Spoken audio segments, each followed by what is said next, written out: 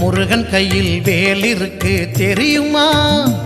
அது முன்வினையை அகற்றிவிடும் புரியுமா? முருகன் கையில் வேல் இருக்கு தெரியுமா? அது முன்வினையை அகற்றிவிடும் புரியுமா? வேலை வணங்கி வந்தால் கிடைக்கும் பலன் கொஞ்சமா? தாளை பணிந்து விட்டால் விதியும் நம்மை மிஞ்சுமா? வேலை வணங்கி வந்தால் கிடைக்கும் பலன் கொஞ்சமா? தாளை பணிந்து விட்டால் விதியும் நம்மை மிஞ்சுமா?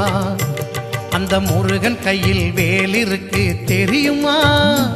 அது முன்வினையை அகற்றிவிடும் புரியுமா?